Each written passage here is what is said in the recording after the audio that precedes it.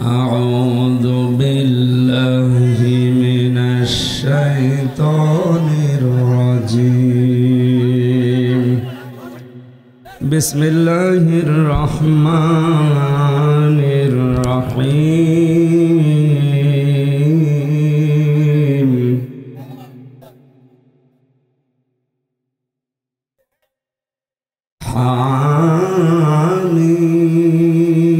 حاميم والكتاب المبين إنا أنزلناه في ليلة مباركة في ليلة مباركة إنا كنا منذرين فيها يفرق كل أمر حكيم أمرا من عندنا إنا كنا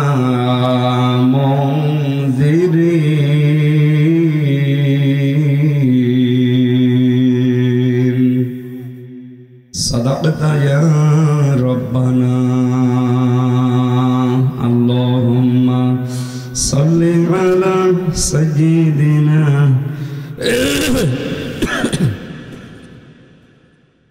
ইকোদিন হালকা ইকোদিন ওয়ালালি সাইয়্যিদিনা মাওলানা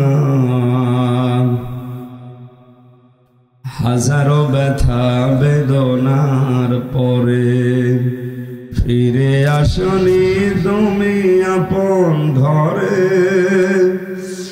দিনের আলো তুমি ছড়িয়ে দিতে চলে গেলে মদিনায় মক্কা ছেড়ে হে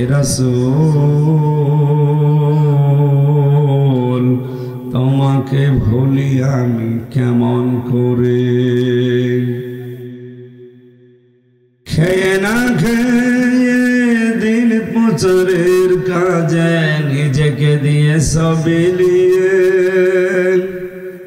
তায়েফের কাফেরেরা চিনল না এ আলো দুষ্ট ছেলেদের পিছু দিল লেলিয়ে পাথরের আঘাতে ক্ষত বিক্ষত হয়ে সারা শরীর থেকে রক্ত ঝরে হে রাসূল তোমাকে ভুলি আমি কেমন করে হেরার গোহাই তোমারি ধার আসমান থেকে নামে আল কোরআন ভাঙল সবার ভুল তোমারি পরে আসলো কোরআনের ছায়া তলে খালিদ ওমর আলী আবু বকর ইসলামী ঝান্ডা নিল যে তুলে আল আমিন তুমি ছিলে চিরদিন সকল মানুষের তরে হে রাসূল তোমাকে ভুলি আমি কেমন করে আলহামদুলিল্লাহ সূরা মুজাদালার 11 নম্বর আয়াতে আল্লাহ জানিয়েছেন তোমাদের ভেতরে যারা ঈমান আনবে আর যাদের ইলম অর্জন করবে যারা এই দুইটা শ্রেণীর মানুষের মর্যাদা দিন যত যাবে তত বাড়তে থাকবে 750 কোটি মানুষ দুনিয়াতে এখন মাত্র 175 কোটি আল্লাহকে বিশ্বাস করে বাকিগুলো বিশ্বাস করে না ওরা আল্লাহর সাথে শিরিক করে এজন্য ওদেরকে আমরা মুশরিক, ইহুদি, খ্রিস্টান, বৌদ্ধ বিভিন্ন জাতি হিসাবে চিহ্নিত করে ডাক দেয়। এক কথায় ওরা সবাই মুশরিক। মুশরিক বলা হয় যারা আল্লাহর সাথে অন্য কাউকে শরীক হিসাবে দাঁড় করায়। মুসলমানদের ভেতরে অনেক মানুষ আমা ইউমিনু আকসারুহুম বিল্লাহি ইল্লা হুম মুশরিকুন। হে নবী, মানুষ অনেক ইমানদারদের ভেতরেও আপনি মুশরিক খুঁজে পাবেন। তারা আল্লাহ যেটা পারে ওটা অন্য কেউ পারে, এই বিশ্বাস করার নাম হচ্ছে শিরিক। আর শিরিক যারা করে তারা আরবিতে মুশরিক বলে। আমার কথা বোঝা যাচ্ছে? আমরা জানি পৃথিবীর সব অপরাধ মাফ হয়ে যায়।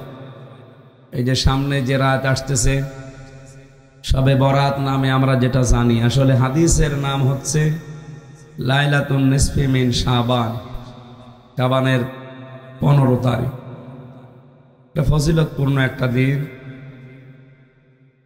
ভালো ভালো সাহাবী থেকে বর্ণিত আছে এই রাতের ফজিলত সম্পর্কে। যদিও আমাদের এই ভারত, বাংলাদেশ, পাকিস্তান এই 3টা দেশে এটা নিয়ে বেশি বাড়াবাড়ি করে মানুষ। কোরআনে কারীম নাজিল হয়েছে যে রাতে, সে রাতের নাম শবে কদর। সে রাতের নাম কি? আমরা যেটা বলি শবে বরাত, সব মানে রাত, বরাত মানে ভাগ্য, আসলে এটা ঠিক না। শবে বরাত নামে আসলে কোনো শব্দ কোরআনে হাদিসে আমরা পাইনি। আমরা পেয়েছি লাইলাতুন নিসফি মিন শাবান। এ রাতের মর্যাদা আছে। হযরতে আয়েশা থেকে বর্ণিত আছে হাদিস, হযরতে মুয়াজ বিন জাবাল থেকে বর্ণিত আছে হাদিস। অনেকগুলো সাহাবের নাম আমি পেয়েছি। যে নাম হাদিসে এসেছে ওই নামে ডাকাই ভালো, যদিও নামটা একটু বড় হয়ে যাচ্ছে। লাইলাতুন নিসফি মিন শাবান, শাবানের 15 তারিখ, অর্ধেক মাসের অর্ধেক যেদিন, ওই দিন রাতের বেলা সারা রাত জেগে ইবাদত বন্দেগী করা, বিশেষ করে ফরজ নামাজ জামাতে পড়া, এশা আর ফজর। নবীজি জানিয়েছেন ফজর এবং এশা এই 2টা যদি কেউ জামাতে আদায় করে সে যেন সারা রাত ইবাদত করার সওয়াব পায়। সুতরাং এই দিন আমরা অনেকেই এশার নামাজটা পড়ে সারা রাত ইবাদত বন্দেগী ঘোরাঘুরি মসজিদ ও মসজিদ করে ফজরের নামাজের আগেই ঘুমিয়ে পড়ি। আর বিশেষ করে বিভিন্ন জেলায় যেটা হয়, দল বেঁধে 8-9 জন 10 জন এই মসজিদ থেকে ওই মসজিদ, ওই মসজিদ থেকে ওই মসজিদে ঘুরে বেড়া, মনে হচ্ছে ইবাদতের বন্যা বয়ে যাস। এর নাম কি ইবাদত নাকি? ইবাদত কি আমরা আলোচনায় যদি আসে বোঝাবো ইনশাআল্লাহ। মঞ্চে বসা আছে ওলামায়ে কেরাম, সামনে বসা মুসলমান ভাইরা, পর্দার আড়ালের সম্মানিতা মা এবং বোনেরা, প্রশাসনের ভাইরা, প্রাণপ্রিয় কিশোরগঞ্জবাসী, আমরা বলেছিলাম যাদের ঈমান আছে মানুষগুলোর মর্যাদা দিন যত যায় আল্লাহ তাদের মর্যাদা বাড়াতে থাকে, যদি সাথে এলেম থাকে। কি থাকে? ঈমানের সাথে আপনার এলেম যদি যোগ হয়, আর ঈমানটা যদি শিরিক মুক্ত হয়, দিন যত যাবে আপনার মর্যাদা আল্লাহ বাড়াবে। এই জন্য দুনিয়াদার যারা দেখবেন যাদের এলেম নিয়ে ঈমানের ঝামেলা আছে, দিন যত যায় তাদের মর্যাদা মানুষের কাছে কমে। কথা বুঝতেছেন? আমি নাম নিলাম না, এদেশে বহু মানুষ আছে ঈমানও নেই, এলেমও নেই, কোরআন হাদিসের জ্ঞান যেটা, এটা দুনিয়াবি জ্ঞান আছে অবশ্যই। যে মানুষগুলোর শেষ বয়সে এসে তাদের কোটি কোটি টাকা আছে, কিন্তু সন্তান, বেটার বউ তাদের কাছে রাখেন, বৃদ্ধাশ্রমে দিয়ে আসে। আর যারা এলেম এবং ঈমানের সাথে টিকে থাকতে পারে আর আমল করতে পারে, দেখেন এই সমস্ত জ্ঞানী মানুষ, আলেম যারা, যত দিন যায় তাদের মর্যাদা পৃথিবীতে বাড়ে। আজ পর্যন্ত কোনো আলেম বৃদ্ধাশ্রমে গেছে আমি শুনিনি। আপনি শুনেছেন? না। আরো আলেম যারা সত্যিকারের আলেম, আপনি তাদের দিকে তাকান, কি সম্মান আল্লাহ তাদের বাড়িয়েছে। যার তেতুল হুজুর বলে জানতেন, কি নাম জানো? মাওলানা আহমেদ শফি রহমতুল্লাহ আলাইহি, হাজার হাজার আলেমের উস্তাদ। এ লোকটার যে সম্মান শেষ বয়সে, 100 বছর বয়স পার হয়ে গেছে, ওই বয়সের যদি দুনিয়াদার কোনো মানুষ হইতো ওর কাছেও তো যেত না। আর এনার জুতা টানার জন্য হাজার হাজার ছাত্র দাঁড়িয়ে আছে। এজন্য যাদের নাম বললাম এই মানুষগুলোর শুধু দুনিয়া আমার চাই না, মরণের পরেও এদের সম্মান যেন বাড়ে, সেই কাজ দুনিয়ায় করার তৌফিক আল্লাহ দান করেন, আমিন। দরুদ আর সালাম পড়ছি আমাদের নবী মুহাম্মদ রাসূলুল্লাহ সাল্লাল্লাহু আলাইহি ওয়াসাল্লামের প্রতি। আমরা যে কথা বলি এখান থেকে একটা শিক্ষা বের করে নিই। নিসফে লাইলাতুম মিন শাবান যে শব্দটা হাদিসে এসেছে, এটা নিয়ে যেহেতু আপনাদের এই এলাকা, এটা ময়মনসিংহ বিভাগে মানে নাকি ঢাকা বিভাগে, হয়তো ময়মনসিংহ, কিশোরগঞ্জ, নেত্রকোনা এই লাইনটা একটু ঝামেলা আছে। বিশেষ করে এই যে পাশে যে জেলা ব্রাহ্মণবাড়ি, যত গরম সুন্নি ঠান্ডা সুন্নি সব ওই দিক। এরা মনে করে আমরাই সুন্নতের উপরে আছি, আসলে সুন্নত কি ওইটা কোনোদিনও ভাবেও না। তাহলে ইয়া নবী সালাম আলাইকা পড়লে সুন্নত হয়ে গেল, মহব্বত হয়ে গেল। মান তামাসসাকা বিসুন্নতি ইনদা ফাসাদি উম্মতি ফালাহু আজরু মিয়াতি শাহিদ, হাদিস তিরমিজি শরীফ। নবীজি বলেন আমার উম্মতের যখন দুরবস্থা চলবে, ওই সময় যদি কেউ একটা মরা সুন্নাত জিন্দা করতে পারে, তার আমল নামায় 100 গলা কাটা শহীদের সওয়াব দেওয়া হয়। আপনি এই হাদিসের লোড কি চিন্তা করছেন? কত বড় কথা। একজন যদি শহীদ হতে পারে সে জান্নাতে যাবে, তাও বিনা হিসাবে, বিনা বিচার, কারণ শহীদের কোনো বিচার নেই, হিসাবও নেই। কিয়ামতে যখন উঠবে, ওর রক্ত মাখা শরীর দেখে বিভিন্ন জায়গায় কাঁটা থাকবে, ওই জায়গা থেকে রক্ত ঝরবে। আল্লাহ পাক ডাক দিয়ে বলতে, কি বান্দা এত রক্ত তোমার শরীরে কি করেছো? লোকটা বলবে, রব্বুল আলামিন দুনিয়ায় তোমার দিন কায়েম করতে গিয়ে কাফেরদের বিভিন্ন অস্ত্রের আঘাত আমার শরীরে এসে লেগেছিল। কেউ রাবার বুলেট ছুঁড়েছে, কেউ গুলি, কেউ বন্দুক দিয়ে বিভিন্ন কায়দায় আমাকে মারার জন্য চেষ্টা চালিয়েছে। যে সমস্ত জায়গায় এই অস্ত্রের আঘাত লেগেছিল, ওই জায়গা দিয়ে এখন রক্ত পড়ছে। আল্লাহ পাক ওই বিচারের ময়দানে ডাক দেবে, বান্দা তোমার অন্তরের ভেতরে তোমার স্ত্রী, সন্তানাদি, দুনিয়ার মায়া মহব্বত, এগুলোর মায়া বেশি হয়নি। তোমার মায়া ছিল আমি আল্লাহর দ্বীনের জন্যে, শেষ পর্যন্ত নিজের সবচাইতে দামি মহব্বতের জিনিস জীবনটাও দিয়ে দিলে। আজকে তোমার আর কোনো বিচার নেই, হিসাব নেই, বিনা বিচারে আমার জান্নাতে চলে যাও। শহীদদের জন্য। কাদের জন্য? এইরকম 100 গলা কাটা শহীদের সওয়াব আপনার আমল নামায় থাকলে আপনি জান্নাত না পেয়ে পারবেন। মেয়াতি শাহিদ দিয়েছে। এবার খেয়াল করেন হাদিসের বাস্তব কি। সারা জীবনে হাদিসে জন্মের পর থেকে শুনছি, নবীর উম্মতের দুরবস্থা যখন চলবে, ওই সময় যদি কেউ একটা মরা সুন্নাত জিন্দা করতে পারে, 100 গলা কাটা শহীদের সওয়াব সে পেয়ে যায়। আর আমরা বলি সুবহানাল্লাহ। আপনাকে এখনই বলতে বলছি না, এবার দেখেন তো আসলে কি এটা। হাদিসটা নিয়ে চিন্তা ভাবনা করেছি আমি। গলা কাটা শহীদের সওয়াব 100 আল্লাহ এমনি এমনি দিয়ে দেবে না। বাস্তবে দেখবেন টুপি মাথায় দেওয়া সুন্নাত, এটা কিন্তু মারা না, মরে গেছে না, কেউ মাথায় দেয়, কেউ দেয় না। এখানেও যদি 1000 মানুষ থাকে, তাকান, হয়তো অর্ধেকের বেশি মাথায় টুপি আছে, কিছু মানুষ দেয়নি। এরা যারা দিয়েছে এমনি এমনি না সুন্নত মনে করি? কথা বলেন না কেন? তার মানে বোঝা গেল এ টুপি মাথায় দেওয়া সুন্নাত, কিন্তু মরে যায়নি, এখন জীবিত আছে। খাবারের পরে মিষ্টি খাওয়া সুন্নাত, এটা দেশে আছে না। আমার মনে হয় কোন সুন্নত যদি নাও মানিতে, এটা মানে খাবারের আগে যে 3টা সুন্নত আছে ওর মনে নেই। আল্লাহর নবী বলেছেন এই পৃথিবীতে খাবারের আগে 3টা সুন্নাত আছে, আর খাবারের পরে আমার একটা সুন্নাত আমি দিলাম। আমার অধিকাংশ উম্মত গুলো খাবারের পরেরটা মানে, আগের 3টা মানে না। খাবারের আগে সুন্নাত হচ্ছে রুটি পর্যন্ত খাবেন না। এই কথা বলে কে গো? কথা বলে দেবেন ভাই। এখানে কথা বোঝে না, বাইরে যে তখন গেবত করে, হ্যাঁ রাজনীতি করে গেল। এটা রাজনীতি হচ্ছে? আপনাকে আমি চেষ্টা চালাচ্ছি সহজ ভাষায় বোঝানো। খাবারের আগে যে তিনটা সুন্নত, নিজের পেটকে তিন ভাগ করে রাখা, এক ভাগ খাবার, এক ভাগ পানি, আর হজম হওয়ার জন্য এক ভাগ। আপনি যখন মরণ পর্যন্ত একেবারে টুটি পর্যন্ত খেয়ে বসে আছেন, হজম হবে কি দিয়ে? ওই তখনই তো পেটের পীড়া দেখা দেয়। ওই জন্য বিশ্ব নবীর কোনো দিন পেটের পীড়া, গ্যাস্ট্রিক, আলসার এগুলো ছিল না, অন্য রোগ ছিল। অথচ এই রোগগুলো এখন বাংলাদেশে বেশি। এক কথা বলেন, নবীজি জানিয়েছেন পৃথিবীর কোন নবীর পেট উঁচু ছিল না, প্রত্যেকটা নবীর বুক ছিল বড়, পেট ছিল ছোট।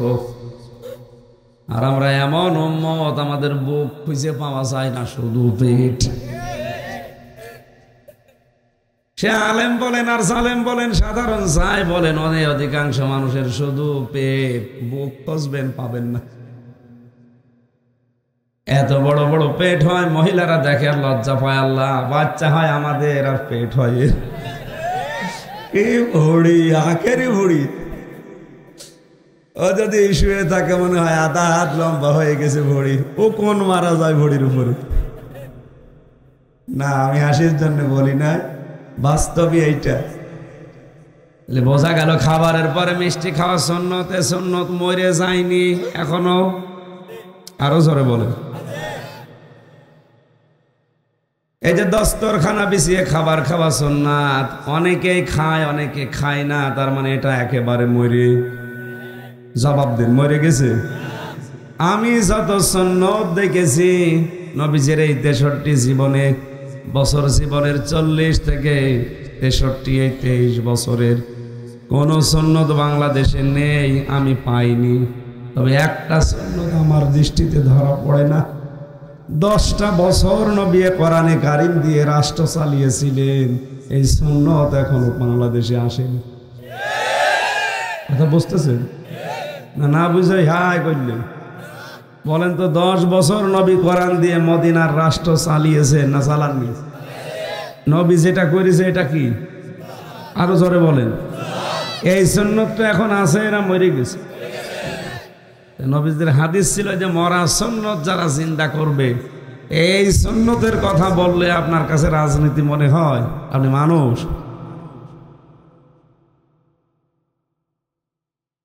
আমার বন্ধুরা, যে কথা বোঝানোর জন্য এই পয়েন্টটা নিয়ে আসলাম, যে মানুষগুলো আজ সুন্নত সুন্নি বলে চিল্লাচ্ছেন, আপনার জীবনে আসলে কি টার্গেট আছে যে 10 বছর বাংলাদেশ কোরআন দিয়ে চলুক? না, আপনি তো এই লাইনে নেই, আপনি আছো হো হো, এটাই আছে। এগুলো পোড়াটা ভণ্ডামি, সিটারি, বাটপারি আর ধোকাবাজি ছাড়া কিচ্ছু না। এখন এই কথা শোনার পরে যারা সাধারণ, এরা যদি বলে হুজুর হুজুরে কামড়া কামড়ি করে, আরে ও হুজুর কে বলিস? হ্যাঁ, ওটা তো সত্য গোপনকারী। আর পৃথিবীতে যারা সত্য গোপন করে, সব চাইতে আল্লাহ রাগান্বিত হন তার প্রতি বেশি। এমনকি কোনো হক কথা যদি কেউ জানার পরেও না বলে, সে আল্লাহর দৃষ্টিতে, রসুলের দৃষ্টিতে বোবা, শয়তান। আল্লাহ আমাদের কথাগুলো বোঝার তৌফিক দাও, আমিন। লাইলাতুন নিসফে মিন শাবান সম্পর্কে যে কথাগুলো হাদিসে আছে, হযরতে আয়েশা সিদ্দিকা রাদিয়াল্লাহু তাআলা আনহা থেকে বর্ণিত হাদিস। তিনি বলেন, গভীর রজনীতে দেখি বিশ্ব নবী আমার পাশে নেই। খুঁজলাম আশপাশে, দেখি নেই, উনি নামাজেও দাঁড়িয়ে নেই। চলে গেলাম, পাশেই কবরস্থান ছিল। জান্নাতুল বাকিতে গিয়ে দেখি নবী অঝর নয়নে কাঁদতেছে হাত তুলে। আমিও মোনাজাতে শরীক হলাম। মোনাজাত কমপ্লিট করার পরে জিজ্ঞাসা করলাম, হে নবী, আপনি এত রাতে কাঁদেন কেন? নবীজি বলেন, আয়েশা, তুমি কি জানো আজকে কোন রাত? এটা শাবান মাসের 15 তারিখ, লাইলাতুন নিসফে মিন শাবান। এর মর্যাদা আছে। জিবরাইল আমাকে জানিয়েছে, রাতে মহান আল্লাহ তার বান্দা বান্দীদের মাফ করে দেন, শুধু 2 প্রকার মানুষ বাদ দিয়ে। কিশোরগঞ্জবাসীর সামনে কিন্তু রাত চলে এসেছে প্রায়। আপনি যদি ওই 2 প্রকারের কোনো এক প্রকারে পড়ে যান, আপনার এ রাতের ইবাদতেও মাফ হবে না। সুতরাং আমরা যদি মাপ পেতে চাই, জান্নাতের আশা করি, এই দুই শ্রেণীর বাইরে থাকা লাগবে। এক নম্বরে যারা শিরিক করে, যারা মুশরিক, আর এটা এখন সারা দেশে তালে তালে চলছে। শিরিকের এক কথায় সংজ্ঞা কি বলেছিলাম? আল্লাহ যেটা পারে ওইটা অন্য কেউ পারে, এই বিশ্বাস করার নাম কি? আরো জোরে বলেন। এরকম হাজার হাজার কাজ দেশে এখন হচ্ছে। আল্লাহ যেটা পারে ওইটা অন্য কেউ পারে, বিশ্বাস করার নাম যদি শিরিক হয়। এ দুনিয়া চালাতে পারে কে? আলাহুল খালকু ওয়াল আমরু, আমি আল্লাহ বানিয়েছি, হুকুম আমি চালাবো। সুতরাং আল্লাহর হুকুম বাদ দিয়ে যারা নিজেরা নিয়ম নীতি বানিয়ে দুনিয়া চালাতে চায়, এরা মুশরিক। আর ব্যাখ্যা করা লাগবে? এবার আপনি নিজে ভাবেন তো, আপনি আসলে মুমিন না মুশরিক? কোরআনে কারিমে সূরা আলে ইমরানে আছে 154 নম্বর আয়াতের মাঝের অংশে আছে, ইয়াকুলুনা হাল্লানা মিনাল আমরি মিন শাইইন কুল ইন্নাল আমরা কুল্লাহু লিল্লাহ। হে নবী, দুনিয়ার মানুষেরা আপনাকে জিজ্ঞাসা করে যে ব্যক্তি, পরিবার, সমাজ, রাষ্ট্র চালাতে গেলে তো আইন লাগে, এই আইনগুলো বানানোর ক্ষমতা আমাদের আছে? আপনি বলেন না, কুল ইন্নাল আমরা কুল্লাহু লিল্লাহ, আইন বানাতে পারে শুধুমাত্র আল্লাহ। আল্লাহর এই দায়িত্বকে যারা নিজের গাড়ে তুলে নিয়ে আজ মাস্তানি করছে, এরা মুশরিক। আসতে বলেন। মুশরিক মারা গেলে জানাজা পড়া জায়েজ আছে? কবর দেওয়া? এবার বলেন তো, এ দেশে যে হিসাব জরিপ চলছে এখন এই আয়াত অনুযায়ী, আল্লাহ যেটা পারতো ওইটা অন্য কেউ দায়িত্ব নিলে আপনি নিজেই বলছেন সংজ্ঞা অনুযায়ী লোকটা মুশরিক হয়ে যায়। আর মুশরিকের জানাজা পড়া জায়েজ না। নবীজি নিজের আপন চাচা মুশরিক ছিল, আবু তালেব, জানাজার জন্য গেছে, হাত তুলেছে মোনাজাতে। আল্লাহ বলেন হাত নামান। কার জন্য হাত তুলেছে? কিশোরগঞ্জবাসী মাথা খাটান, বুদ্ধি খাটান। যে নবী জীবনে কোনোদিন হাত তুলেছে কবুল হয়নি, আমি তার জীবনে পাইনি, শুধু একটা জায়গায়। যখনই হাত তুলেছেন সঙ্গে সঙ্গে আমার আল্লাহটা কবুল করে নিয়েছে।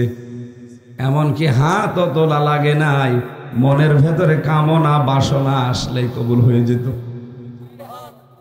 এত সম্মান মর্যাদা আল্লাহ তাকে দিয়েছিলেন। তিনি যদি বলতেন হা, হালাল হয়ে গেছে। যদি বলতেন না, তামাম দুনিয়ার মানুষের জন্য এটা হারাম। তিনি সারে ছিলেন শরীয়ত প্রণেতা।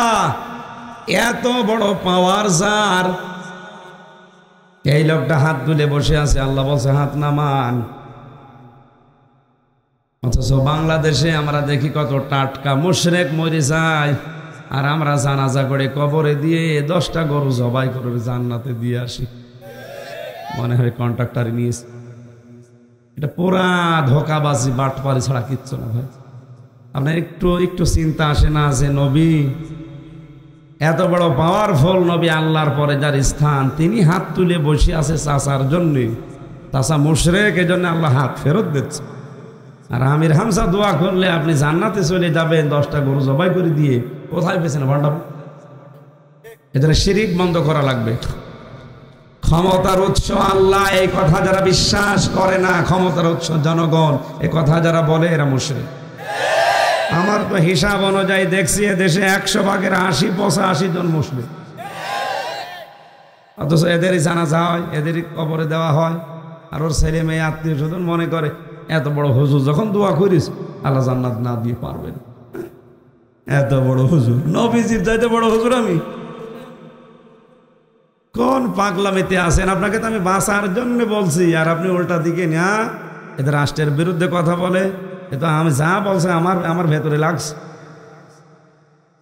নিজের দিকে টেনে না নিয়ে বাস্তবের সাথে মিলান, এইটাই কিন্তু আসল কথা। এটা ওরা বলতে চায় না। আমার ভাইরা, নেসফে শাবানে সব আল্লাহ মাফ করে দিচ্ছেন, একটা মাত্র অপরাধ প্রথমে মাফ করেন না, যারা শিরিক করে মুশরিক হয়ে গেছে।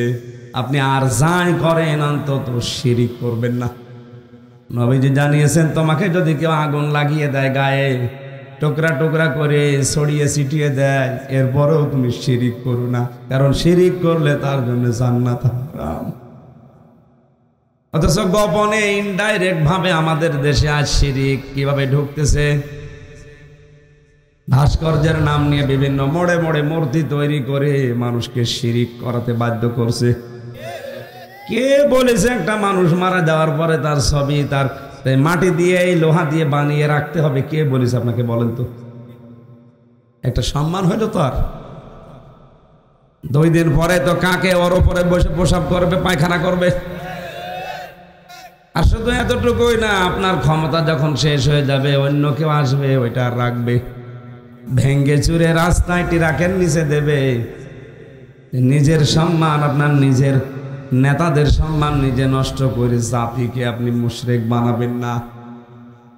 এটা যাদের কালচার মুশরিকদের, তারা করুক। আমরা 96% মুসলমান এদেশে, কোনো শিরিকের সাথে আমাদের সম্পর্ক থাকা ঠিক না। দ্বিতীয় নম্বরে আল্লাহর নবী বলেন, মুশাহিনু, যে মানুষগুলো দুনিয়ায় হিংসা করে, হিংসা তো দেশে নেই। আমার হোক, অন্য কারো যেন না হয়, শুধু আমি খাবো, আমি পরব, অন্য কেউ যেন না খায় না পরে। এই ধান্দায় যারা আছেন তারা নেসফে শাবানেও মাপ পাবেন না। আল্লাহ আমাদের হেফাজত করুন, বলেন আমিন। সূরা দুখান থেকে মাত্র 5টা আয়াত পড়েছি। কোরআনে কারিমের কথা বলতে গেলে আমার বাবাও যদি অপরাধী হয়, আমার বাবারও লাগবে। কথা বলেন না কেন? আমি তো শক্ত কথাগুলো আল্লাহ যেভাবে শক্তভাবে বলেছেন বলতে চাই, এই কারণে আপনি যেন থেমে যান। সূরা দুখান শব্দের শাব্দিক অর্থ হচ্ছে ধোঁয়া। দোকান মানে কি? এই যে ধোঁয়া ওঠে না, এখান থেকে তাদখিন, তার মানে ধূমপান, বিড়ি যেটা বলে, তাহলে বিড়ির নামও কোরআনে আছে। তাহলে বিড়ি খাওয়া যায়। এই যে তাদখিন মানে ধূমপান, ধূম মানে ধোয়া, পান মানে খাওয়া, পান করা। ধোয়া যারা পান করে এদেরকে আমরা ধূমপাই বলি। কিয়ামতের আগে একটা ধোঁয়া দিয়ে আল্লাহ তামাম দুনিয়া অন্ধকার করে দেবে, তার নামও তাদখিন বা দুখান। আল্লাহ আলোচনা করছেন এই সূরার ভেতরে প্রায় 27টা। কান খাড়া করে কোরআনের আয়াতগুলো বোঝার জন্য চেষ্টা করেন। হামিম ওয়াল কিতাবিল মুবিন। আল্লাহ পাক বলেন হামিম, এগুলোর অর্থ আমি আল্লাহ ছাড়া কেউ জানে না। যদিও কোন মুফাসসির বলেছেন হামিম এটা আল্লাহর নবীর নাম। বিশ্ব নবীকে পড়া কোরআনে আল্লাহ 7টা নামে বিশেষভাবে সম্বোধন করেছিলেন। ইয়াসিন, তাহা, আহমদ, মুহাম্মদ, মুজাম্মিল, মুদাসসির আর আব্দুল বা আব্দুল্লাহ। কয়টা? তাহলে হামিম এটা নবীজির নাম না, এটার অর্থ আমরা জানি না, আল্লাহ জানে। কোরআনে এরকম অক্ষর আছে 29টা। কয়টা? এবার আসেন মূল কথা। আল্লাহ শুরু করছেন ওয়া, এটা শপথ। আল্লাহ কসম দিচ্ছেন, শপথ করছেন। ওয়াল কিতাবিল মুবিন, কিতাবের আগে আছে আলিফ লাম। কিতাবের আগে কি? এই আলিফ লাম দিয়ে আল্লাহ নির্ধারিত করে দিয়েছে এই পৃথিবীতে স্পষ্ট কিতাব মাত্র একটা। কয়টা? কোরআনে কারিমকে আল্লাহ উদ্দেশ্য করছেন যে কোরআনে কারিম স্পষ্ট কিতাব। অথচ আমরা এখানে যারা আছি হাতে গোনা 5-7 জন বাদ দিয়ে কোরআন সবার কাছে স্পষ্ট না অস্পষ্ট? বলেন বলেন। অস্পষ্ট হয়ে আছে, আমরা বুঝি না। কোরআনে কারিম যারাই বোঝে, যারা এর স্পষ্ট ভাষাগুলো আয়ত্ত করেছে, আপনি দেখবেন তারা আর গোপনে থাকে না, অস্পষ্ট থাকে না।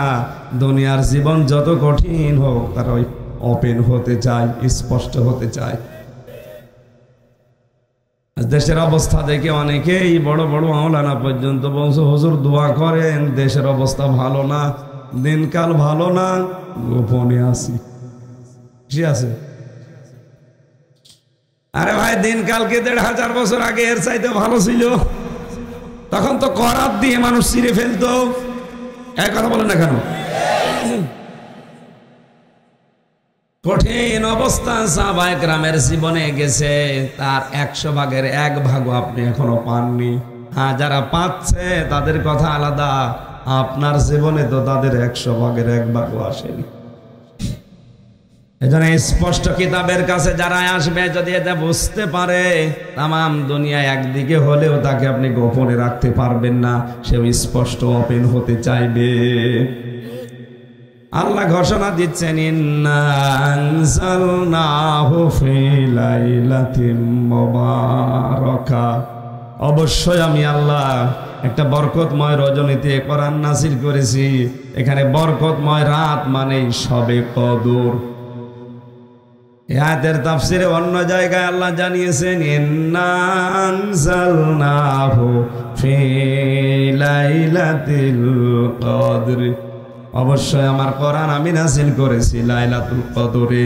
তাহলে এই আয়াত দিয়ে যারা ইঙ্গিত দিতে চায় যে এটা শবে বরাতের আয়াত না, এটা মিথ্যা কথা। কথা বুঝতেছেন? যদিও কেউ কেউ ইঙ্গিত দিয়েছে, কোন কোন মতাবলম্বী আলেমেরা জানিয়েছে এটার দ্বারা শবে বরাত বা নিসফে শাবান উদ্দেশ্য হতে পারে। লাইলাতুল মুবারাকা, বরকতময় রাত, যেটা কোরআন আল্লাহ নাযিল করেছে আমাদের কাছে স্পষ্ট, তার নাম লাইলাতুল কদর। লাইলাতুল ইন্না কুন্না মুনজিরিন, অবশ্যই আমি আল্লাহ নিজে তোমাদের জন্য সতর্ককারী। এখানে সতর্ককারী স্বয়ংকে। একটু ভালো করে শোনেন, হজের ঘোষণা কিন্তু আল্লাহ ইব্রাহিম নবীকে দিয়ে দিয়েছিলেন। ওয়াদ্দিন ফিন্নাসি বিল হাজ্জি ইয়াতুকা রিজালা ওয়া আলা কুল্লি দামিরিন মিন কুল্লি ফাজ্জিন আমিক। হে নবী ইব্রাহিম, আপনি হজের ঘোষণা দিয়ে দেন। হজের জন্য আপনি আযান দেন, আহ্বান জানান, এলান করেন। তাহলে হজের ঘোষণা দিয়েছে ইব্রাহিম নবী না আল্লাহ? আপনারা বুঝতেছেন? কিন্তু এখানে যে আয়াত, ইন্না কুন্না মুনজিরিন, আমি আল্লাহ নিজে সতর্ক করছি। ওয়াইস্তাযানা রাব্বুকুম, আল্লাহ আযান দিচ্ছেন। আল্লাহ পাক যেন নিজে মাইক হাতে নিয়ে ঘোষণা দিচ্ছে, একটি এলান, একটি ঘোষণা। জোরে বলেন সুবহানাল্লাহ। আল্লাহ নিজে যদি এই কিশোরগঞ্জের বিন্নাটি এলাকায় এসে একটা মাইক হাতে নিয়ে বলে একটি ঘোষণা, আমরা একটু কান খাড়া করব না? করব না? মনে করেন ওই রকম কথা আল্লাহ বলছেন, ওয়াইস্তাযানা রাব্বুকুম, একটি ঘোষণা তোমার রবের পক্ষ থেকে। এ কথার ওজন কত হয়তো আমরা অনেকে টের পাচ্ছি না। আল্লাহ নিজে যখন সতর্ক করছেন, খুব খেয়াল করেন। নিসফে শাবানে সবার মাফ হয়ে যাচ্ছে, মাফ পেয়ে যাচ্ছে, শুধু মুশরিকরা বাদ দিয়ে আর হিংসুক বাদ দিয়ে। আজ আমাদের অধিকাংশ মানুষের ভেতরে এই দুইটা রোগ বেশি। আমরা হিংসা থেকে নিজেকে আজ বাঁচাতে পারি না। আমার নিজের হোক, অন্য কারো যেন না হয়। জোরে বলেন নাউজুবিল্লাহ। আমি নিজে তামাম দুনিয়ার মালিক হয়ে গেলাম, সারা পৃথিবীর ক্ষমতা আমার হাতে। বলেন তো কি হবে আমি যদি মাফ না পাই আল্লাহর কাছে? আমি এসেছিলাম খালি গায়ে খালি পাই ন্যাংটা অবস্থায়। হয়তো 50, 60, 70 বছর দুনিয়ার জীবনে কিছু গেল কাটালাম। এর পথে যখন ফিরে যাবো ওই সময়ও খালি গায়ে খালি পাই। মাঝখান থেকে কিছু সময় দুনিয়ায় আনন্দ উল্লাস মজা করে গেলাম। আমার আগেও কিছু নেই, পরেও কিছু নেই, শেষ। আমি কি গরু ছাগল? বলেন বলেন। আমার তো একটা উদ্দেশ্য আছে। আফাহাসিবতুম আন্নামা খলাকনাকুম আবাসা ওয়া আন্নাকুম ইলাইনা লা তুরজাউন। মানুষ কি মনে করে এমনি এমনি তারে বানিয়েছি, অযথা বানিয়ে ছেড়ে দিয়েছি? না, ওকে মনে করছে যে আমার কাছে আশা লাগবে না ওর। উদাসীন জীবন বন্ধ করেন। আমি সহ যারা এসেছি আমাদের এখনই উদাসীনতা বন্ধ করা লাগবে। কারণ কখন কিয়ামত চলে আসে বলা যায় না। অনেকে মনে করছে না এখনো ১,৫০০ বছর পরে কিয়ামত, কে বলিস? কোরআনে কারিমে আল্লাহ জানিয়েছে চোখের পলক উপরে তুলে ফেলতে যতটুকু সময় লাগে এ সময়ের ভেতরেও কিয়ামত কায়েম হয়ে যেতে পারে। কারণ কিয়ামত কায়েম হওয়ার যে 15টা নিদর্শন আমি পেয়েছি হাদিসে, তার অধিকাংশগুলো এখন প্রায় সব কমপ্লিট। সবচাইতে বড়টা হচ্ছে আমানতের খিয়ানত, আর যেটা তামাম দুনিয়ায় এখন সবচাইতে বেশি হচ্ছে। আমানতের খিয়ানত মানে অনেকে মনে করে যে টাকা রাখলাম, এটা আমানত, ফেরত দিল না, খিয়ানত না, এটা না। শুধু এইটাই না, আমানতের খেয়ানত মানে যে যেই চেয়ারে বসার যোগ্যতা রাখে না, ওই চেয়ারে যদি তাকে বসানো হয় আর সে যে জোর করে বসে, এটা আমানতের খেয়ানত। আপনি নিরপেক্ষ দৃষ্টিতে বলেন তো বাংলাদেশে এটা এখন হচ্ছে না? হচ্ছে না? কত বিশ্ববিদ্যালয়ের ভাইস চ্যান্সেলর, অথচ বিশ্ববিদ্যালয়ের শিক্ষক হওয়ার যোগ্যতাও নেই, 50 লাখ 1 কোটি টাকা দিয়ে জোর করে ওই চেয়ারে বসে আছে। এটা আমানতের আর একটু নিচে নামলে তো আমিও ধরা পড়ে যাব। চেয়ারে বসার জন্য যে যোগ্যতা লাগে, এই যোগ্যতা এখনো আমার হয়নি। তাফসীর করার জন্য যতগুলো জ্ঞান দরকার এখনো পর্যন্ত পর্যায়ে আমি পৌঁছাতে পারিনি। জোর করে হোক, নিজেরা যেভাবে হোক বসিয়ে দিয়েছেন, এইটা আমানতের খেয়ানত। আর সব জায়গায় চলছে এটা। মলম লাগাবো কোথায়? সারা গায়ে অসুখ হয়ে এবং ফোড়া হয়ে ভরে গেছে, মলম লাগাবেন কোথায়? মসজিদের ইমামতি করার জন্য এখন ঘুষ লাগছে। কোর্টের বারান্দায় যাবেন, ইট পর্যন্ত টাকা চাই। আমি প্রথম যখন জেলে গিয়েছিলাম 11 সালে, ওই সময় তো জেলখানায় না কারাগারের ভেতরে যে থানা যে হাজত আছে ছিলাম, কয়েকদিন কয়েকজন এসেছে দেখা করার জন্য, কিছু টাকা দিয়েছে, খাবার কিনে নিয়েন। বের হওয়ার সময় যখন পুলিশ বলছে হুজুর দিয়ে যান, কি টাকা কোথায় পাবো? ওই যে যারা দেখতে এসেছিল তারা দিয়েছে, আমি জানি। শেষে 10 টাকা দিলাম, তাও খুশি। একটা জায়গা দেখান তো যেখানে ঘুষ চলে না, বলেন মসজিদ, মসজিদে ঘুষ চলছে। সভাপতি হওয়ার জন্য বিভিন্ন কায়দায় লবিং করেছি, আরে বসে আছে। এলাকায় মনে হয় শুরু হয়নি। কুষ্টিয়ার এক মসজিদের ঘটনা শুনলাম, বিশাল মসজিদ সরকারি ভাবে হচ্ছে। ওখানে যদি কেউ ইমামতি করে তার অনেক টাকা পয়সা বেতন দেবে সরকার, বিভিন্ন সুযোগ সুবিধা আছে। যিনি দায়িত্বে আছে তার ভাগিনা যে বলছে, মামা তুমি তো দায়িত্বে আছো, আমার এখানে লাগিয়ে দাও। মামা বলছে আমারে মিষ্টি খাওয়াও, অসুবিধা নেই। ও মনে করছে মিষ্টি খেতে আর কয় টাকায় লাগবে না, 5,000 টাকায় লাগলো। বলছে মামা কত লাগবে? 10 লাখ। 10 লাখ মিষ্টি খেতে যদি 10 লাখ লাগে, তুমি দই খেতে কত চাবা? এই চলছে আমাদের অবস্থান। আর সব চাইতে এই সিটারি বাটপারিটা হয় বেশি আদালতে। একেবারে নিচ থেকে শুরু করে উপর পর্যন্ত যারাই দায়িত্বে আছে, এটা রেকর্ড হচ্ছে, কালকে ওদের কানে যাবে। কারণ আমি 3 বছর কারাগারে থেকে এটাই দেখলাম। যত ভালো মানুষই ধরি, টাকাগুলো খেয়ে বলে আবার দেন। সেগুলো কি করলে? কি সোতা নাতা দিয়ে আন্দাজে এক কথা বুঝিয়ে দেয়। এই 3টা বছরে আমার বাবারে ওরা ফকির করে ফেলিস, অথচ অপরাধ কিচ্ছু জানি না, বাড়ি থেকে ধরে নিয়ে যাবো, থাক পড়ে থাক। মামলা দিয়েছেন দেন। কত চোর দেখলাম বের হয়ে চলে যায়, কত মার্ডার মামলার আসামি 3 মাসে বের হয়ে চলে গেছে। আমার সামনে জামালপুরের মার্ডার মামলার আসামি 3 মাস কয়দিনে যেন বের হয়ে চলে গেল। তার একটা না 4টা মার্ডার করেছে, তার বউকে, তার শাশুড়িকে, তার পালিত মেয়েকে এবং তার শালাকে, 4 জনকে মার্ডার করেছে এক জায়গায়। ধরাও পড়েছে, সাক্ষী প্রমাণ সব কমপ্লিট, কিন্তু বের হয়ে গেল 3 মাস কয়দিনে যেন চলে গেল। আমি তাদের দেখে দেখে ভাবতাম, আল্লাহ আমি কি করেছি যে 3টা বছর হয়ে যাচ্ছে, আমার হাই কোর্টে পর্যন্ত জামিন দেয় না। এদেশে আজ হাজারো লুচ্চা, হাজারো মার্ডার মামলার আসামি, খনি সন্ত্রাসী, ওদের মামলা হয় ঠিক, জামিন পেয়ে যায়। শুধু জামিন হবে না, আলেমদের থাক পড়ি একেবারে, যতদিন পর্যন্ত জিবরাইল কিছু না বলবে থাক পড়ি, এই হয়ে গেছে জায়গা। আর মাঝখান থেকে যারা দায়িত্বে ভেতরে ভেতরে আছে, এই উকিল থেকে শুরু করে পেশকার থেকে ম্যাজিস্ট্রেট, জজ, মামলার আয়ু, এরপরে বিচারপতি, যারা আছে এই মাঝখান থেকে লক্ষ লক্ষ টাকা পরিবার থেকে নিয়ে নিচ্ছে। আপনি হারাম কামাই করে মনে করছেন আপনি আরামে খেতে পারবেন? কোরআন আমি 100 ভাগ বিশ্বাস করি।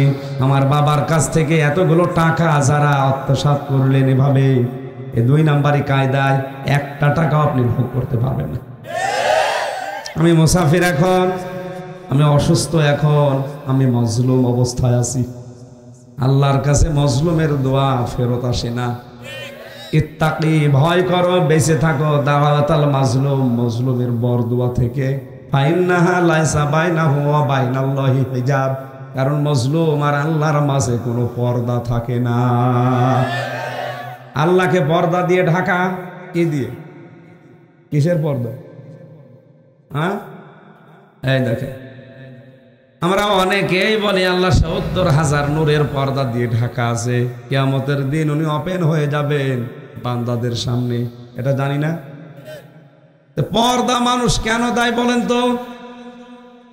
এই যে পর্দাটা দিয়েছেন যেন আলো এদিকে না আসে, একটা মোটা কাপড় টাঙিয়ে দেয়, এর নাম পর্দা, যেন আলো বা নূর থেকে মানুষ বাঁচে। আর আল্লাহর পর্দায় হবে আলোর, নূরের। নূর মানে কি? আল্লাহ একটা দুইটা না ৭০,০০০ যে পর্দাগুলো নূর দিয়ে আলো দিয়ে বানিয়ে রেখেছেন, তা আলো দিয়ে পর্দা বানালে দেখা যাবে না? এক কথা বলেন না কেন? আল্লাহ বলেন এই যে পর্দা, এটা আলাদা সিস্টেমের, তোমাদের জ্ঞানে ধরবে না। এই পর্দা আল্লাহ রাখে না যখন কোনো মাজলুম হাজারি করে কিছু বলতে থাকে। আজ হাজারো প্রশাসনের মানুষকে দেখি, বিচার ব্যবস্থায় যারা আছে দেখি, ওদের অধিকাংশ সন্তানগুলো বিকলাঙ্গ হয়, নাই পাগল হয়, না উন্মাদ হয়ে যায়। এগুলো ওই মজলুমদের বরদোয়া। জেলখানায় এখনো 100 জনের প্রায় ৭০ জন মানুষ বিনা কারণে জেলে এই মজলুম অবস্থায় পৌঁছতেছে। ওরা রাতে তাহাজ্জুদ পড়ে দেখি হাউ মাউ করে কাঁদে, আল্লাহকে বসে বসে শুনবে শুধু। বলেন, হাদিস তো 100 ভাগ খাঁটি, এটা মুসলিম শরীফের হাদিস। নবীজি বলেছেন যদি কোনো মজলুম সত্যি আল্লাহর কাছে মন থেকে কিছু বলে, আর লোকটা যদি মজলুম হয়ে থাকে, তুমি আর বাঁচবা না, তুমি এখনো সাবধান হয়, মজলুমের কাছে মাপ চাও। আর বাবার কাছ থেকে যারা এতগুলো টাকা বিনা কারণে, আপনি নিজেও জানেন যে আমি কিছু জানি না, এরপরও আপনি এত টাকা পয়সা খেলেন, এই টাকা নিয়ে আপনি মনে করছেন ফ্ল্যাট বানাবেন, এমন একটা রোগ আপনার শরীরে হবে 14 বংশ বিক্রি করা লাগবে। মানুষ এত সাহস পায় কোন থেকে আমি বুঝি না। এই যে রক্তের ভেতরে 5 প্রকার ক্যান্সার হয়, বিজ্ঞান এখন প্রমাণ করে দেখিয়েছে যদি 1 প্রকার আল্লাহ লাগিয়ে দেয়, এক একটা ঔষধ যত টাকা দাম। আমি নিজেই ভেলোর হাসপাতালে 1 মাস 23 দিন ছিলাম। কত মানুষের রক্তের ভেতরে ক্যান্সার হয়েছে আমি নিজে দেখেছি। বলে 12 মাস 13 মাস এখানে আসি, কোটির উপরে টাকা চলে গেছে, এখনো কোনো কুল কিনারা পাচ্ছি না। অথচ সেরকম কঠিন কিছু না। হাতের ওপর একটা ফুসকুড়ি হয়েছিল, পায়ের নিচে একটা ফুসকুড়ি হয়েছে, ওটা গেলে ফেলেছে। সিলেটে দেখিয়েছে হয়নি, ঢাকায় দেখিয়েছে হয়নি, কলকাতায় দেখিয়েছে হয়নি, ভেঙে ফেলরে। ডাক্তার পরীক্ষা করে বলছে 5 প্রকার ক্যান্সার হয় শরীরে, তার ভেতরে এটা একটা। আপনার যা অসুখ, আপনি এই অবস্থায় থাকলে আর সর্বোচ্চ 3 মাস বাঁচতে পারবেন, কারণ রক্তের এটা বন্ধ হয়ে যাচ্ছে। আপনি সাহস পান কোত্থেকে? মানুষকে ধরিয়ে দিয়ে নিজে কোটি কোটি টাকা কামাই করছেন, মনে করছেন 10 তলা বিল্ডিং তুললে থাকতে পারবেন? আর কি করবেন থেকে বলেন তো? আপনি এসেছিলেন ও ন্যাংটা, যাবেন ও ন্যাংটা, এই কথা বলেন না কেন? আল্লাহ সতর্ক করছে বিষয়গুলো দিয়ে। ইমাম মালিক রহমতুল্লাহ আলাইহির জামানার একটা কাহিনী আমি হাদিসে পড়েছি, ভালোভাবে শোনেন। ইতিহাস গ্রন্থে আছে ইমাম মালিকের জামানায় একটা মহিলা মারা যায়। পাশের এক জায়গা থেকে এক মহিলা তার লাশ ধোয়াতে এসেছে। কাপড় চোপড় খোলার পরে যখন পায়খানা পোশাক পরিষ্কার করিয়ে পেটে চাপ দিয়ে যখন রানের ওপরে হাত লাগিয়েছে, হাত গেছে আটকিয়ে, আর নড়ে না। ঘন্টার পরে ঘন্টা চলে যাচ্ছে, মহিলা হাওমাও করে কাঁদছে। এলাকার যিনি ইমাম আছে তিনি বলছে, আমি রায় দিয়ে দিলাম, এই মরা মহিলার চামড়া কেটে ওই জায়গা থেকে বাদ দিয়ে কবরে দিয়ে দাও। কিন্তু মরা মহিলার স্বামী আর সন্তান বলছে, না, আমার স্ত্রী খুব ভালো, আমার মা খুব ভালো, মরে গেছে, আর আপনি তার মরা চামড়া কাটবেন, তাও রানের উপর, হবে না। আর একটু বড় যিনি আছেন জেলা শহরে মনে করেন, তিনি ফতোয়া দিলেন এটা করার দরকার নেই, এই যে মহিলা জীবিত আছে এর হাত এখান থেকে কেটে বাদ দিয়ে দাও। এখন এই মহিলার স্বামী আর সন্তান বলে, না, আমরা এসেছি উপকার করার জন্য, আর আমাদের এখন বাস দেবেন, হবে না, কাটতে দেব না আমরা। আমার মা অনেক ভালো মেয়ে, আমার স্ত্রী অনেক ভালো মানুষ। ও মা বোনেরা, আপনাদেরকে এখানে একটা পয়েন্টে বলি, অনেক মেয়েরা বলে এলাকায় সবাই আমাকে ভালো বলে, শুধু খোকার বাপ আমার দেখতে পারে না। তোর এলাকার সবাই ভালো বলা দরকার কি?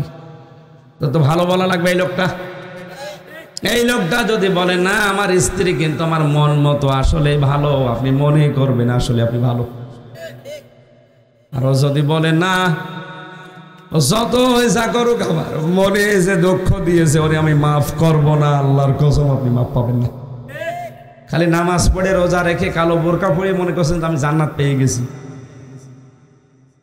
স্বামীর খেদমত করা, স্বামীর কথা মতো জায়েজ কথা মেনে নেওয়া নফল না ফরজ? নামাজ পড়া কি? তাহলে নামাজের মতো একটা ফরজ আপনি বাদ দিয়ে দিচ্ছেন হেলায় খেলায়। তাও অনেকে কিছু মনেই করে না, ডোন্ট কেয়ার, স্বামীকে গোলামের মতো ব্যবহার করে। আরে ভাই, এটা তো গ্রাম অঞ্চলের জন্য টের পাচ্ছে না, শহরে যাও।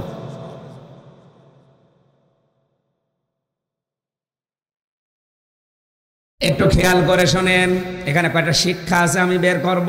আছেন তো আপনারা? এখানে নামাজ হবে, নামাজের পরে বিদায় নেবেন। দাম্পত্য জীবনে মানুষের যে কলহগুলো চলছে এবং তার সমাধান কি দেওয়া লাগবে, আমার একটা বই আছে গাড়িতে, যে এটা স্ত্রীকে পড়াবেন যদি শিক্ষিত মানুষ হয়, আর স্বামীর জন্য একটা আছে। দুইজনকে দুইজন কিনে উপহার দেন, পড়েন, দেখেন পরকীয়া প্রেম বন্ধ হবে আশা করছি। চেয়ারম্যানেরও এত বিচার করা লাগবে না। এরা দুইজন বিপদে পড়ে গেল, কি হয় কি করি? তখন ওই দেশের প্রধান বিচারপতি যিনি ইমাম মালিক, চিফ জাস্টিস, তাকে ঘোড়ায় চড়ে নিয়ে আসা হলো। কয়েক ঘন্টা পার হয়ে যাচ্ছে, এ সমাধান হয় না, দুই পক্ষের দুই পক্ষই মানে না, আপনি একটু সমাধান করে দেন। উনি আসলেন, মেয়েটিকে পর্দার আড়ালে দাঁড় করালেন। বাইরে থেকে এদের আত্মীয় স্বজন যারা আছে দুই পক্ষকে দাঁড় করিয়ে বললেন, দেখো মেয়ে, তুমি লাশ ধোয়ানোর সময় কি কি হয়েছে সত্যি করে বলো। মেয়েটা বলে, আমি কিছু করিনি, কিছু জানিও না, ও তো ভালোভাবেই ধোয়াচ্ছিলাম, হঠাৎ করে রান আমার হাত আটকিয়ে গেছে। ইমাম মালিক বলে, না, এ কথা মেলে না, আমার কাছে কিন্তু রাডার আছে কোরআনের, আমার কাছে হাদিসের রাডার আছে, আমি কিন্তু ধরে ফেলবো, সত্যি কথা বলো। অমাইয়াকে সেবে খতিয়াতান আও ইসমান সুম্মা ইয়ারমি বিহি বারিয়ান ফাকাদ খিতামালা বহুতানা ওয়া ইসমাম মুবিনা। আল্লাহ পাক বলেন সূরা নিসার 112 নম্বর আয়াত। এটা অনেক মানুষ আছে নিজে পাপ করে, নিজে অন্যায় করে, আর অন্যায়টা যখন হয়ে যায় তখন একটা নিরপরাধ ভালো মানুষের মাথার উপরে চাপিয়ে নিজে ভালো সাজে। এই অপরাধটা বাংলাদেশে আছে না নেই? হ্যাঁ মেয়ে, এরকম কিছু করেছো কিনা বলো, তোমার হাত তো এমনি আটকানোর কথা না। মেয়েটা ভয়ে ভয়ে বলছে, হ্যাঁ আমার একটা কথা মনে পড়ছে, আমি যখন কাপড় খুলে ওরা শরীর থেকে ময়লা আবর্জনা পরিষ্কার করে যখন হাত রাখতে যাচ্ছিলাম, তখন আমার মনে মনে এই মহিলার প্রতি একটা খারাপ ধারণা এসেছিল। কিছুদিন আগে এই মেয়েটা একটা পুরুষ মানুষকে সাথে নিয়ে বাড়িতে ঢুকছিল, আমি লাশ ধোয়ানোর সময় ওই খারাপ ধারণার অনুভূতি নিক্ষেপ করেছি, এত ভালো ভালো করে তোমারে মানুষ, তোমার চরিত্র তো ভালো না। অথচ ওই ছেলেটা পরে খোঁজ নিয়ে জানলাম ওই ছেলেটা ওনার নিজের আপন ভাইয়ের ছেলে। একটা মহিলার 14 জন পুরুষের সাথে দেখা করা যায় যাচ্ছে, তার ভেতরে আপন ভাইয়ের ছেলে আছে না নেই? এক কথা বলে না কেন? আপন ভাইয়ের ছেলের সাথে বিয়ে করা যায় যাচ্ছে, তার মানে হারাম এটা। তা আপনি আপন ভাইয়ের ছেলের সাথে বাড়িতে গেলেন না ঘরে গেলেন, এখানে আপনার দরকার কি? আন্দাজে কত মানুষকে দেখে উল্টা পাল্টা ধারণা করে, এরকম মানুষ দেশে নেই। ইমাম মালিক হাদিস বললেন তাকে মান সালিমাল মুসলিমুনা মিন লিসানিহি ওয়া ইয়াদিহি। আল্লাহর নবী বলেন ওই লোকটা মুসলমান যার হাতের দ্বারা মুখের দ্বারা মুসলমানেরা শান্তি পায়। এই কথা ঠিক আছে? হ্যাঁ ঠিক আছে। কিছু কিছু মানুষ বলে ওই লোকটাই মুসলমান যার হাতের দ্বারা মুখের দ্বারা মানুষ শান্তি পায়। এখানে মানুষের কথা নেই, মুসলিমুনা মুসলমানের কথা আছে। এখানে হাত মানে এই হাত শুধু না, ক্ষমতার হাত, পাওয়ারের হাত, আইনের হাত, টাকা পয়সার হাত। আপনার এই সমস্ত হাতের দ্বারা কি আসলে মুসলমানেরা শান্তিতে আছে? আপনার মুখের দ্বারা কি আসলে মুসলমানেরা শান্তিতে আছে? হাত কত জায়গায় আটকে যেত। মেয়েটাকে ডাক দিয়ে বলে তুমি যখন অপরাধ করেছ মাপ আমার কাছে আর চেয়ে হবে না, আল্লাহর কোরআনে যে বিচার ব্যবস্থা আছে আমি ওইটা দিয়ে বিচার করব। সূরা নূরের 4 নম্বর আয়াত তেলাওয়াত করে তিনি জনগণকে শোনালেন, ওয়াল্লাযীনা ইয়ারমুনাল মুহসানাতি সুম্মা লাম ইয়াতু বিআরবা'তি শুহাদা ফাজলিদুহুম 80 জালদা ওয়ালা তাকবালু লাহুম শাহাদাতান আবাদা। আল্লাহ পাক বলেন কোন মুহসিনা, কোন নেককার, নিরপরাধ জানে না এরকম কোন মহিলার প্রতি যদি কেউ জিনার তহমত, খারাপ ধারণা করে, ব্যভিচারের তহমত লাগিয়ে দেয়, যদি 4 জন সাক্ষী জোগাড় করতে লোক না পারে তাহলে তার 2টা শাস্তি, 80টা বেত মারা লাগবে, আর জীবনে কোনোদিন তার সাক্ষী গ্রহণ হবে না। আজ বলেন তো এই আয়াতটা যদি রাষ্ট্রীয়ভাবে চালু থাকতো, কত মানুষকে আজ মিথ্যা মামলা দিয়ে, জেনার তহমত, ধর্ষণের মামলা দিয়ে বিনা কারণে আপনি জেলে রেখে দিয়েছেন। পাশের বাড়ি সলিমদ্দের সাথে রাগারাগি আছে, পেরিয়ে ওঠে না, করবে কি? নিজের আপন মেয়ে দিয়ে জেনার তহমত লাগিয়ে তারে জেলের ভেতরে ভরে রেখেছে। আমি তো ওখানে মনে হয় 100 জনের 20 জন তো এরকম আসামি পাবেনি। প্রত্যেকটা জেলখানায় একই অবস্থা। এক কথা বলেন না কেন? আপনি 4 জন সাক্ষী যদি সত্যি প্রমাণ করতে না পারেন, আপনার জীবনে 2টা ক্ষতি হবে। 1 নম্বরে 80টা বেত মারা লাগবে আপনাকে, 2 নম্বরে জীবনেও কোনোদিন আপনার সাক্ষী আর গ্রহণ করা হবে না। কত বড় ভয়ঙ্কর শাস্তি। মেয়েটাকে বললেন সাক্ষী কই? বলে নেই, এটা আমি মনে মনে করেছিলাম, মনে মনে করে আজ ধরা পড়ে গেছো, তোমার কোরআনের আয়াত দিয়ে বিচার করে দিলাম, মারো। জল্লাদ 79টা মেরেছে কিন্তু হাত খোলে না। জল্লাদ ডাক দিয়ে বলে আপনি কি বলেন ইমাম সাহেব? 79টা আমার হয়ে গেছে, মাত্র 1টা বাকি আছে, হাত তো খোলে না। ইমাম মালিক বলে না, কোরআন মিথ্যা হতে পারে না, আর 1টা বাকি আছে, তুমি চালাও। বিসমিল্লাহ বলে যখন আরেকটা দিয়েছে হাত খুলে গেছে। কোরআনে কারিমের কোন নিয়ম দিয়ে যদি দুনিয়াতে ওই পাপের বিচার হয়ে যায়, কিয়ামতে মহান আল্লাহ ওই পাপের জন্য ডবল করে বিচার করে না।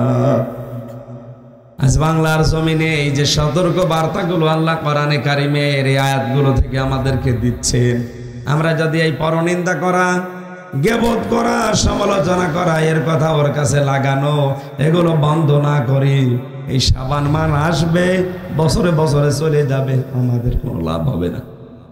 আমরা নিজেদের চরিত্র সংশোধন করি, কারণ আল্লাহ নিজে সতর্ক করছেন, ফিহা ইফরাকু কুল্লু আমরিন হাকিম।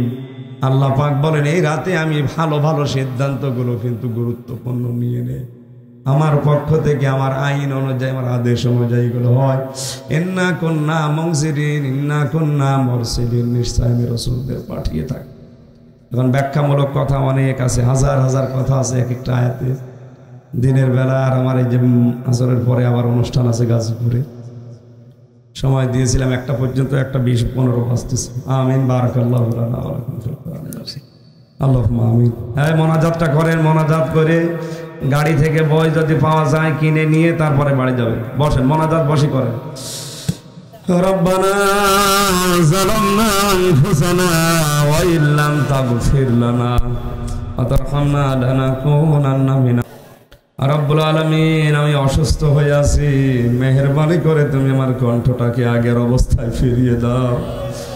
আমার শরীরে যে রোগগুলো আছে রোগগুলো তুমি মেহেরবানি করে দূর করে দাও।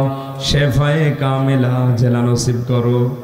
মুক্ত জীবনে যখন ফিরিয়ে দিয়েছো তোমার বান্দাদেরকে সহজ সরল ভাষায় কোরআন হাদিসের কথাগুলো বলার তৌফিক আমাকে ভিক্ষা দাও। এ মাহফিলের আয়োজন করতে গিয়ে তোমার যে বান্দারা শ্রম দিয়েছে আল্লাহ, আমি অনেককে চিনি না, যারাই চেষ্টা চালিয়েছে আল্লাহ, এই সন্তানদেরকে যে মা পেটে নিয়েছে মায়ের পেট খাদিজার মতো বানিয়ে দাও। আমাদের মাহফিলে উপস্থিত হয়েছে আমাদের অভিভাবক শফিকুল ইসলাম, আল্লাহ চেয়ারম্যান সাহেবকে কবুল করে নাও, তার জীবনের ভালো কাজগুলো মঞ্জুর করো। অন্যায় যেগুলো করেছে আল্লাহ নিজ করে মাফ করে দাও। তার পিতা মাতাকে ক্ষমা করো। স্ত্রী সন্তান যেগুলো আছে আল্লাহ তাকে সহি সালামতে রাখো। দুশমনের দুশমনী, হিংসুকের হিংসা, জালেমের জুলুম থেকে তোমার বান্দা শফিককে বাঁচাও।